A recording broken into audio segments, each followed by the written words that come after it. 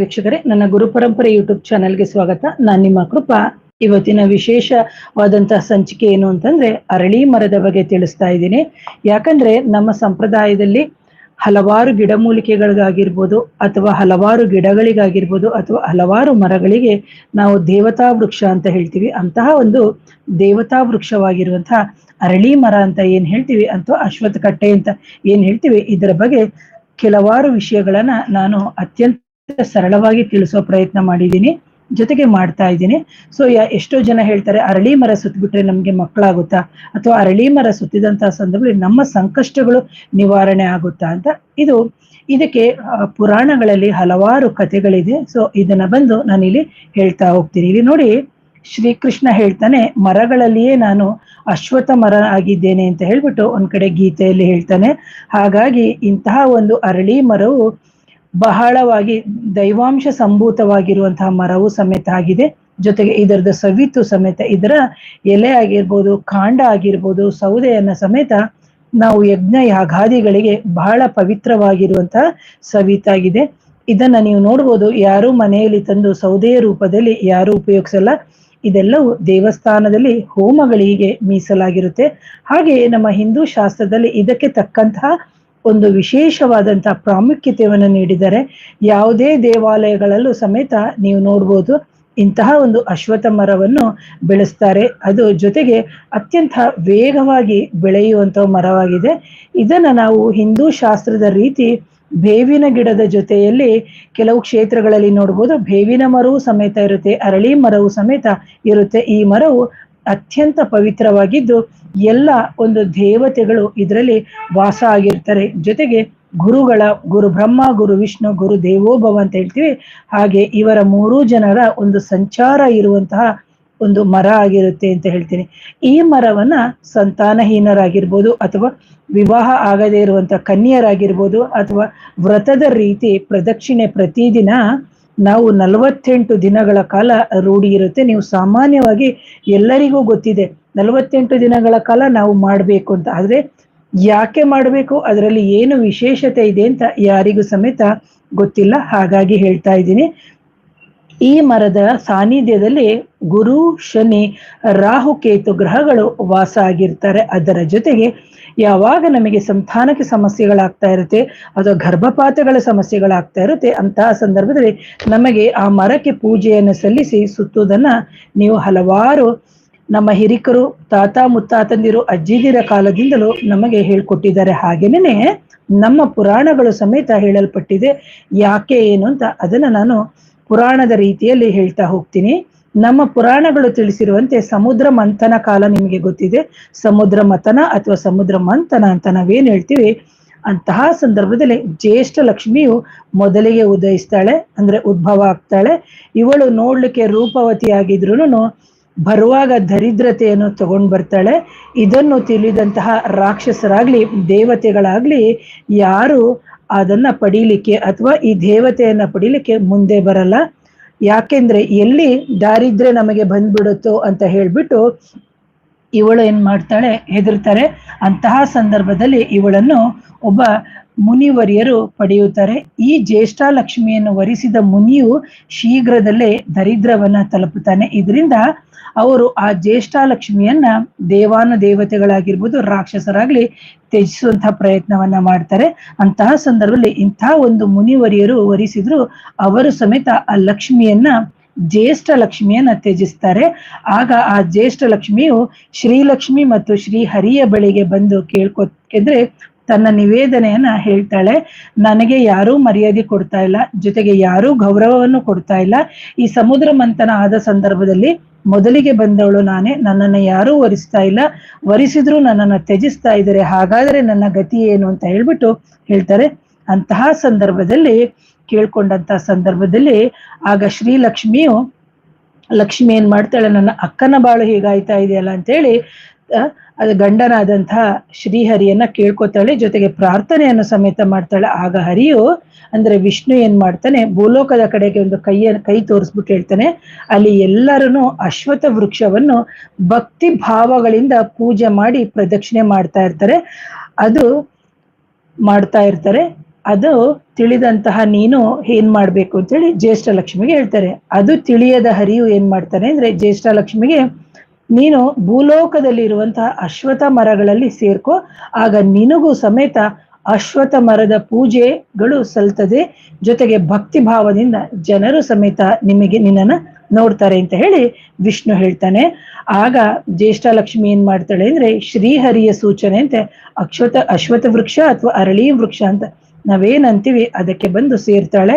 ಅವಳಿಗೆ ಯಾವಾಗ ಅಶ್ವತ್ಥ ವೃಕ್ಷಕ್ಕೆ ಸೇರ್ತಾಳೋ ಅಲ್ಲಿ ಬಂದು ಪೂಜೆಗಳು ಯಥೇಚ್ಛವಾಗಿ ನಡೆದುಕೊಂಡು ಬರ್ತದೆ. ನೀವು ನೋಡ್ಬೋದು ಅಶ್ವತ್ಥ ವೃಕ್ಷ ಅಥವಾ ಅರಳಿ ವೃಕ್ಷ ಇದ್ದ ಕಡೆಗೆ ನಾಗರ ಸನ್ನಿಧಿಗಳು ಅಥವಾ ನಾಗದೇವರ ಒಂದು ವಿಗ್ರಹವನ್ನು ಪ್ರತಿಷ್ಠಾಪನೆಗಳನ್ನು ಸಮೇತ ಮಾಡಿರ್ತಾರೆ.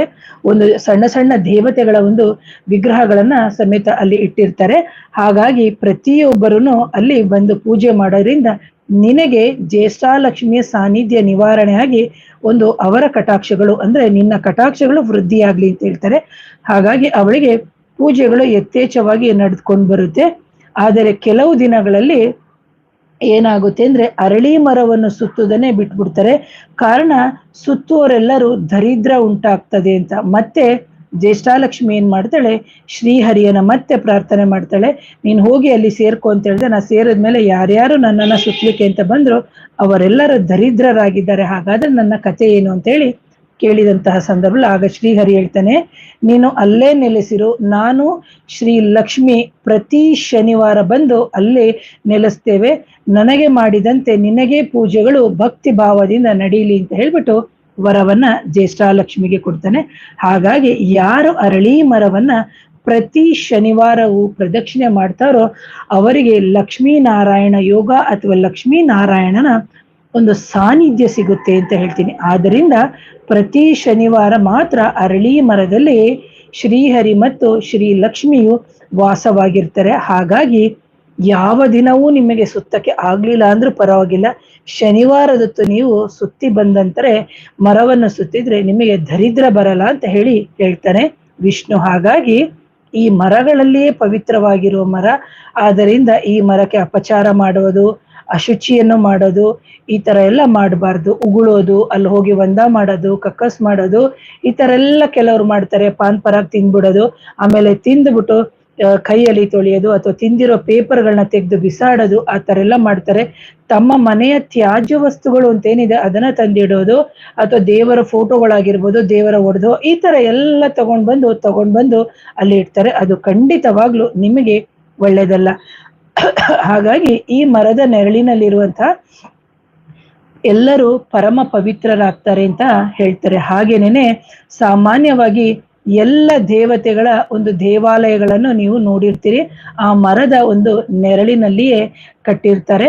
ಹಾಗಾಗಿ ಇಂತಹ ಒಂದು ದೇವಾಲಯ ಕಟ್ಟಿದ ಮೇಲೆ ಸಮೇತ ದೇವಾಲಯಗಳನ್ನು ಆ ಮರದ ನೆರಳಿನಲ್ಲೇ ಕಟ್ತಾರೆ, ಅಥವಾ ದೇವಾಲಯ ಕಟ್ಟಿದ ಮೇಲೆ ಕೆಲವು ದೇವಸ್ಥಾನಗಳನ್ನು ಕಟ್ಟಿದ ಮೇಲೆ ಮರವನ್ನು ಸಮೇತ ಬೆಳೆಸ್ತಾರೆ. ಆದರೆ ಆ ಮರದ ನೆರಳಿನಲ್ಲಿ ಸಂಸಾರ ಮಾಡುವ ಕಂಬಗಳನ್ನು ಮನೆ ಕಟ್ಟಿ ವಾಸ ಮಾಡಬಾರ್ದು ಅಂತ ಹೇಳ್ತಾರೆ. ಆದ್ರೆ ಈ ಮರದ ನೆರಳು ಆ ಮನೆಗೂ ಸೋಕಬಾರ್ದು ಅಂತ. ಯಾಕಂದ್ರೆ ಕೆಲವರು ದೇವಸ್ಥಾನ ಪಕ್ಕದಲ್ಲಿ ಮನೆ ಇರುತ್ತೆ, ಅರಳಿ ಮರ ಇರುತ್ತೆ, ಆ ಮನೆಯ ಒಂದು ನೆರಳು ಸೋಕಬಾರ್ದು ಅಂತ ಹೇಳಿದಂತ ಸಂದರ್ಭದಲ್ಲಿ ಯಾಕೆ ದರಿದ್ರ ಬರುತ್ತೆ ಅಂತ ಈಗ ನಿಮಗೆ ಅರ್ಥ ಆಗಿರುತ್ತೆ ಅಂತ ಹೇಳ್ತೀನಿ. ಹಾಗಾಗಿ ಕುಟುಂಬಗಳು ಮನೆ ಕಟ್ಟಿ ವಾಸ ಮಾಡಬಾರ್ದು. ಯಾಕಂದ್ರೆ ಆ ಮರದ ಮನೆಯ ನೆರಳು ಕೆಲವು ಅಂದ್ರೆ ಮನೆಗಳಿಗೆ ಸೋಕಬಾರ್ದು, ಅಥವಾ ಮನೆ ಅಥವಾ ಕಟ್ಟಡ ಎದುರು ಆ ಮನೆ ಆವರಣದಲ್ಲಿ ಬರಬಾರ್ದು, ಮನೆಯ ಸುತ್ತಲೂ ಬೆಳೆಸಬಾರ್ದು. ಇದರಿಂದ ನಾನಾ ರೀತಿಯ ದೋಷಗಳು ಉಂಟಾಗಿ ಶೀಘ್ರದಲ್ಲೇ ದರಿದ್ರ ಬರುವ ಸಂಭವ ಇರ್ತದೆ ಅಂತ ಹೇಳ್ತೀವಿ. ಹಾಗಾಗಿ ನಾವು ಈ ಮರವನ್ನ ಎಷ್ಟು ಪವಿತ್ರವಾದ ರೀತಿಯಲ್ಲಿ ಪೂಜನೀಯ ಭಾವದಲ್ಲಿ ನಾವು ನೋಡ್ತೀವಿ, ನಮಗೆ ಶೀಘ್ರವಾಗಿ ಫಲವೂ ಸಿಗುತ್ತೆ. ಜೊತೆಗೆ ಪ್ರತಿ ಶನಿವಾರದಂದು ನಾವು ಪ್ರದಕ್ಷಿಣೆ ಮಾಡೋದ್ರಿಂದ ನಮ್ಮ ದಾರಿದ್ರ್ಯಗಳು ನಿವಾರಣೆಯಾಗಿ ನಾವು ಉನ್ನತವಾದಂತಹ ಒಂದು ಸ್ಥಾನಕ್ಕೆ ಏರ್ತೀವಿ ಅಂತ. ಹಾಗಾಗಿ ಯಾರು ಸಮೇತ ಈ ಮರವನ್ನ ಕತ್ತರಿಸಬಾರ್ದು.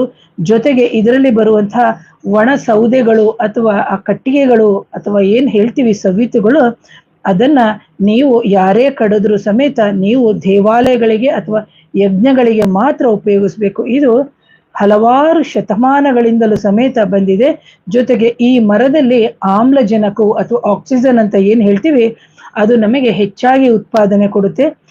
ಇದು ಬಂದು ರಿಸರ್ಚ್ ಆಗಿದೆ. ಇದು ಬೆಳಗಿನ ಜಾವ 5ರಿಂದ 6 ಗಂಟೆ ಅಥವಾ 4 ಗಂಟೆಯಿಂದ 6 ಗಂಟೆ ಹೋದಂತಹ ಸಂದರ್ಭದಲ್ಲಿ ನಮ್ಮ ಬ್ರಹ್ಮಾಂಡದಲ್ಲಿ, ನಮ್ಮ ಯೂನಿವರ್ಸ್ ಅಲ್ಲಿ ಏನಾಗಿರುತ್ತೆ ಅಂದ್ರೆ ನಮ್ಮ ಬ್ರಹ್ಮಾಂಡದ ಎನರ್ಜಿ ತುಂಬಾ ಫ್ರೀಕ್ವೆನ್ಸಿಲಿ ಇರುತ್ತೆ. ಅಂತಹ ಸಂದರ್ಭದಲ್ಲೂ ಸಮೇತ ನಾವು ಅರಳಿ ಮರದ ಪ್ರದಕ್ಷಿಣೆಯನ್ನು ಮಾಡಿದಂತಹ ಸಂದರ್ಭದಲ್ಲಿ ನಮ್ಮ ಗರ್ಭನಾಳ ಕಟ್ಟಿಕೊಂಡಿದ್ರೆ ಅಥವಾ ನಮ್ಮ ಗರ್ಭನಾಳದಲ್ಲಿ ಇರುವಂತಹ ಒಂದು ಕಟ್ಟುವಿಕೆ ಏನಿದೆ, ಆ ಆಕ್ಸಿಜನ್ ಅನ್ನು ನಾವು ತಗೊಳ್ಳೋದ್ರಿಂದ ನಾವು ಉನ್ನತವಾದಂತ ಗಾಳಿಯನ್ನು ಸೇವನೆ ಮಾಡೋದ್ರಿಂದ ಏನಾಗುತ್ತೆ ಅಂತಂದ್ರೆ ನಮಗೆ ಉಂಟಾಗುವಂತಹ ಸಮಸ್ಯೆಗಳು ನಿವಾರಣೆ ಆಗುತ್ತೆ. ಜೊತೆಗೆ ಎಷ್ಟೋ ದೈವಗಳ ಆಶೀರ್ವಾದ, ಗುರುವರಿಯರುಗಳ ಆಶೀರ್ವಾದ ಆ ಅರಳಿ ಮರದ ಸುತ್ತ ಪ್ರದಕ್ಷಿಣೆ ಇರುತ್ತೆ. ಹಾಗಾಗಿ ನಮಗೆ ವೈಜ್ಞಾನಿಕವಾಗಿ ಹೇಳ್ತಾರೆ, ಜೊತೆಗೆ ಸೂರ್ಯ ಉದಯ ಆಗುವುದಕ್ಕೆ ಮುಂಚೆ ಈ ಮರವನ್ನ ಸುತ್ತಿದ್ರೆ ಹೆಚ್ಚು ಆರೋಗ್ಯವಂತರಾಗಿರ್ತಾರೆ. ಇದರಲ್ಲಿ ಬ್ರಹ್ಮ ವಿಷ್ಣು ಮಹೇಶ್ವರರು ಸಕಲ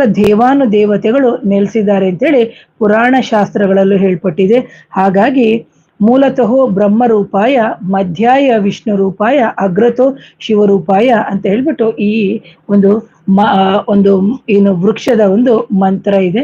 ಹಾಗಾಗಿ ನಾವು ಯಾವಾಗ್ಲೂ ಅಷ್ಟೇನೆ ಅರಳಿ ಮರ ಸುತ್ತಬೇಕಾದ್ರೆ 48 ಬಾರಿ ಶನಿವಾರದಿಂದನೇ ಆರಂಭಿಸಿ ಯಾರಾದ್ರೂ ಸುತ್ತಬೇಕು ಅಂತಿದ್ರೆ, ಅಕಸ್ಮಾತ್ ಮೇಡಮ್ ನಮಗೆ 48 ದಿನಗಳ ಕಾಲ ಸುತ್ತಕ್ಕಾಗ್ಲಿಲ್ಲ ಅಂತ ಹೇಳಿದಂತಹ ಸಂದರ್ಭದಲ್ಲಿ ನೀವು ಅಟ್ಲೀಸ್ಟ್ ಪ್ರತಿ ಶನಿವಾರದಂದು ನೀವು ಆರಂಭ ಮಾಡಿ ನೀವು ನಿಮ್ಮ ಕೋರಿಕೆಗಳನ್ನ ಹೇಳ್ಕೊಂಡು ಬರೋದ್ರಿಂದ ಖಂಡಿತವಾಗ್ಲೂ ನಿಮಗೆ ದೈಹಿಕವಾದಂತಹ ಸಮಸ್ಯೆಗಳಾಗಿರ್ಬೋದು, ಮಾನಸಿಕವಾದಂತಹ ಸಮಸ್ಯೆಗಳಾಗಿರ್ಬೋದು, ಅಥವಾ ಹೆಚ್ಚು ದಾರಿದ್ರ್ಯತೆ ಇರುತ್ತೆ. ಕೆಲವರಿಗೆ ಎಷ್ಟೇ ಮನೆಯಲ್ಲಿ ತಂದ್ರೆ ಸಾಕಾಗಲ್ಲ, ಅಥವಾ ಸಾಲ ಪಡಿತಾ ಇರ್ತೀವಿ, ಆ ಸಾಲವನ್ನ ವಾಪಸ್ ತೀರ್ಸಕ್ಕಾಗಲ್ಲ, ಅಥವಾ ಬರ್ಬೇಕಾಗಿರೋದು ಬರಲ್ಲ ಅಂತ ಹೇಳಿದಾಗ ದಾರಿದ್ರ್ಯವನ್ನು ನಿವಾರಣೆ ಮಾಡಿ ನಮಗೆ ಸಂಪತ್ತನ್ನು ಅನುಗ್ರಹಿಸುವಂತಹ ಒಂದು ವಿಶೇಷವಾಗಿರುವಂತಹ ದೈವ ವೃಕ್ಷ ಅಂತ ಹೇಳಿದ್ರೆ ಇದನ್ನ ತಪ್ಪಾಗಲಾರದು. ಹಾಗಾಗಿ ಯಾರ್ಯಾರು ಅರಳಿ ವೃಕ್ಷವನ್ನ ನೀವು ಸುತ್ತುತ್ತಾ ಇರ್ತೀರಿ, ದಯಮಾಡಿ ಶನಿವಾರದಂದು ಮೊದಲ ಬಾರಿಗೆ ಆರಂಭ ಮಾಡಿ.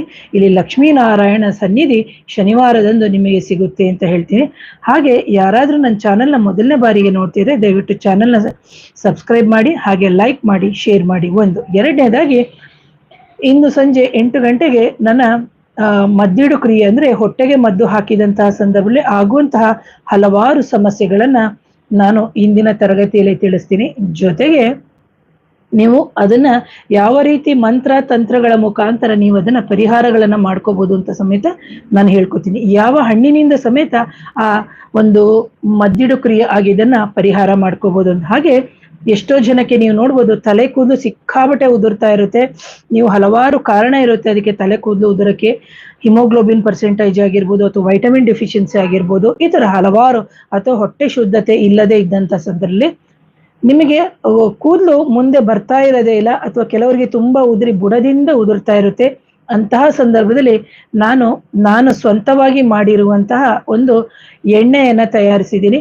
ಯಾರಿಗಾದರೂ ಇದ್ರ ಬಗ್ಗೆ ಆಸಕ್ತಿ ಇದ್ದವರು ದಯಮಾಡಿ ವಾಟ್ಸಪ್ ಮುಖಾಂತರ ಸಂಪರ್ಕ ಮಾಡಿ.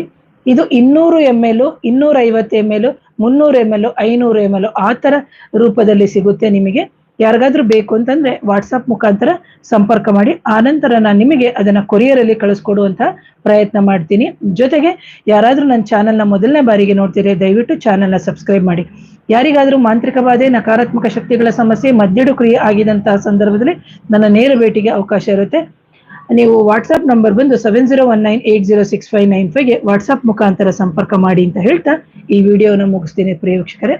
ಮತ್ತೊಮ್ಮೆ ಮಗದೊಮ್ಮೆ ಧನ್ಯವಾದಗಳು. ನಮಸ್ತೆ.